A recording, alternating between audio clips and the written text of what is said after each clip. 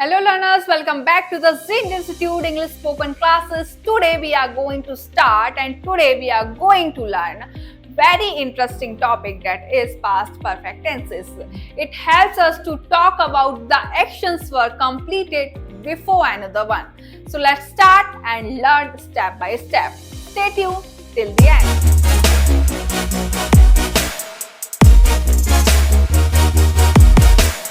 So now we are going to start past perfect tenses. अभी तक हमने present पूरे कंप्लीट किए, present tenses, present indefinite complete किया, continuous, perfect and perfect continuous. अब हम पास्ट टेंसेस पढ़ रहे हैं जिसमें हम पास्ट इंडेफिनिट पढ़ चुके हैं, पास्ट कंटिन्यूअस पढ़ चुके हैं. पास्ट इंडेफिनिट में जब कोई एक्शन हमारा कंप्लीट होता है पास्ट में तो हम पास्ट इंडेफिनिट यूज करते हैं. इसमें वर्ब की सेकंड फॉर्म लगती है और नेगेटिव फॉर्म की इसकी बात करें तो डिड के साथ इसमें वर्ब की फर्स्ट फॉर्म लगती है.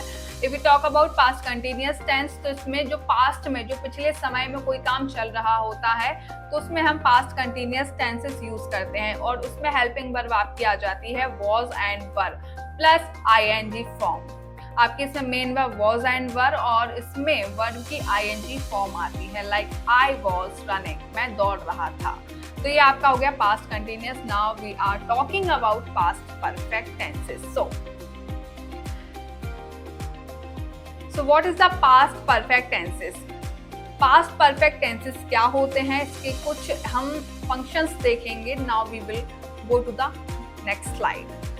Complete before another मतलब किसी के पहले complete होने से वह काम दूसरा complete हो गया. Like describe an action that was finished before another past action took place and show clear order. Establish the sequence of the two past events, making your mean crystal clear. And simple formation इसका ये है जिसमें head लगता है और जिसमें past particle like had finished. इसमें भी verb की थर्ड फॉर्म आती है. जिसने भी हम perfect की बात करेंगे या वो present हुआ या past हुआ या future हुआ, अगर हम perfect की बात कर रहे हैं, perfect tenses की बात कर रहे हैं तो we use third form. In this also like head के साथ हेड लगेगा आपका मेन वर्ब में और फिनिश का थर्ड फॉर्म आ गया आपका फिनिश्ड एंड गो का थर्ड फॉर्म आ गया आपका gone, had eaten. So here's the some functions of past perfect tenses. Complete before another मतलब कोई describe a action that was finished मतलब किसी एक्शन के बारे में जिक्र किया गया है वो कंप्लीट हो गया है दूसरे एक्शन से पहले तो it is complete before another. ये पास्ट परफेक्ट टेंसेस की हम बात कर रहे हैं और इसमें क्रिस्टल क्लियर मीनिंग होता है. किसी भी टू पास्ट सीक्वेंस जो टेंसेस होते हैं अभी इनका कुछ एग्जांपल्स देखेंगे देन आप समझ जाएंगे. And simple formation had and verb की third form. So how to form the past perfect. First इसका अफर्मेटिव सेंटेंसेस देखेंगे then negative then question form. Structure इसका वही रहेगा. सब्जेक्ट हैड इसमें मेन वर्ब का काम करेगी और past particle. For example I had finished my homework before dinner start. देखो ये आ गया जो हमने पहले डिस्कस किया मतलब उसने अपना होमवर्क फिनिश कर लिया डिनर होने से पहले मतलब उसका अभी डिनर हुआ नहीं है, उसने अभी रात का खाना खाया नहीं लेकिन उससे पहले उसने अपना होमवर्क कंप्लीट कर लिया. तो ये कनेक्टिविटी आ गई. जब आपका कोई काम पहले हो जाता है किसी काम से तो यूज पास्ट परफेक्ट मतलब मैंने अपना होमवर्क कर लिया खाना खाने से पहले. तो आप ऐसे कहेंगे आई had finished my homework before dinner start. अब इसमें स्टार्ट का भी थर्ड फॉर्म लगी है स्टार्टेड. सो दोनों में आपकी थर्ड फॉर्म आएगी आई had finished my homework before dinner started. And negative sentences की हम बात करें तो इसका भी स्ट्रक्चर ऐसा ही है. Subject plus had not plus past particles. For example she had not seen the film before last night. तो बस वही है नेगेटिव. जहाँ नेगेटिव आ गया वहाँ नॉट लगना है. तो ये नेगेटिव सेंटेंसेस का एग्जाम्पल हुआ. मतलब she had seen the film before last night. उसने कल रात होने से पहले वो मूवी नहीं देखी मतलब कल रात को उसने वो मूवी नहीं देखी. क्वेश्चन फॉर्म की इसकी बात करें जिसमें मेन वर्ब आपका पहले आ जाता है प्लस सब्जेक्ट आएगा प्लस आपके पास्ट पार्टिकल्स आएंगे. For example have you eaten before you left the house? क्या तुमने खाना खाया घर छोड़ने से पहले? मतलब जब तुम घर से निकले क्या तुमने खाना खा के आए? तो यहाँ आपकी कनेक्टिविटी आ रही है दोनों सेंटेंसेस से, मतलब कोई काम पूरा हो रहा है किसी से पहले। अफर्मेटिव की बात कर चुके हैं, नेगेटिव की बात कर चुके हैं और क्वेश्चन फॉर्म की बात कर चुके हैं। एग्जाम्पल देख लेते हैं। आई had finished my homework before dinner started, मतलब मैंने अपना होमवर्क कंप्लीट कर लिया डिनर होने से पहले। इसका negative example, she had not seen the film before last night. And example question form का ये है, have you eaten before you left the house?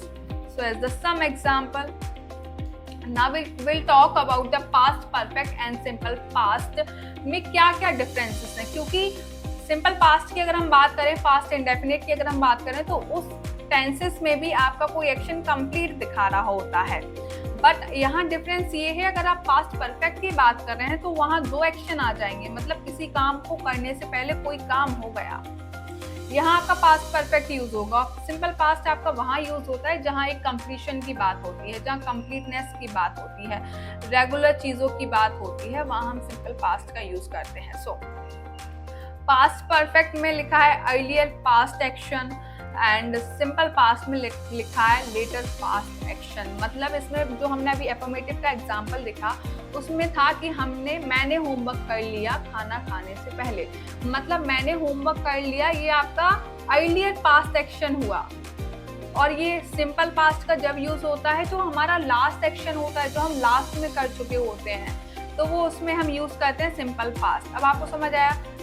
Past perfect जो अर्लियर सेंटेंस होता है, जो अर्लियर हमने चीजें कर चुकी होती हैं, उसमें हम पास्ट परफेक्ट यूज करते हैं, और जो हम सबसे बाद में चीज यूज करते हैं उसमें हम past simple indefinite past indefinite tense हम यूज करते हैं। Show what happened first in the sequence और event, and show if we talk about simple past, show what happened second और मोर रिसेंटली, मतलब जो रिसेंटली हुआ है उसमें सिंपल पास्ट का यूज करते हैं। So here is the some example of past perfect and simple past. So first example, that I had left the house when the phone rang, मतलब जब मैं घर से निकल चुका था जब फोन बजा, मतलब वो अगर मैं इसमें ये आपका आ गया past perfect. I left the house when the phone rang. I had left the house when the phone rang. मतलब मैं घर से निकल चुका था, ये आपका अर्लियर एक्शन आ गया। ये क्या है आपका past perfect. I had left the house when the phone rang. और एग्जाम्पल इसका 2 देखेंगे, she has studied French before she moved to the Paris. मतलब उसने फ्रेंच में पढ़ाई की, जब वो पेरिस जाने से पहले उसने फ्रेंच में पढ़ाई की, तो मतलब वो कर चुके हैं, ये आपका अर्लियर एक्शन है। तो अब आपको क्लियर हुआ होगा पास्ट परफेक्ट में क्या डिफरेंस है और सिंपल पास्ट में क्या डिफरेंस है। तो इसके कुछ एग्जांपल्स हम देख लेते हैं। Using past perfect in spoken English, की सिचुएशन दी हुई है, तो की सिचुएशन की बात कर लेते हैं। Before another past event, talking about something that happened before another event in the past, creating a clear timeline in your conversation. मतलब इसमें एक टाइमलाइन की बात होती है कि ये करने से पहले वो हो गया, या ये पहले कर लिया वो बाद में हुआ, तो यहाँ आपकी टाइमलाइन के बारे में भी बात की जा रही है। Explains reason or causes. Use it to explain why something happened in the past, providing context and background information. तो यहाँ कंटेस्ट की भी बात हो रही है कि अगर आप किसी के बैकग्राउंड के बारे में इंफॉर्मेशन देना चाहते हैं तो एक्सप्लेन रीजन एंड कॉज। तो यहाँ रीजन और कॉज की भी बात हो रही है, कारण और उसके जो इफेक्ट पड़ते हैं उसके भी बात हो रही है। Describe past experience, share experience that occurred up to the specific point in the past, reflect for storytelling. So here's the some functions and using past perfect in spoken English and key situation इसमें दी हुई हैं। First, कोई action पहले हो जाता है किसी से, सेकंड कॉज एंड इम्पैक्ट का दिया होता है, and the last is past experience, इसमें पास्ट एक्सपीरियंस को भी हम डिस्क्राइब कर सकते हैं। So today we discussed past perfect tense, जिसमें हम हैड का यूज करते हैं प्लस वर्ब की थर्ड फॉर्म यूज करते हैं। So today is enough from my side. So learners, it is enough for today and I hope you understood how to use past perfect tense in daily English. So keep practicing and you will get improve every day. और अभी तक आपने हमारी जो previous video नहीं देखी है, playlist में जाके जरूर चेक करें.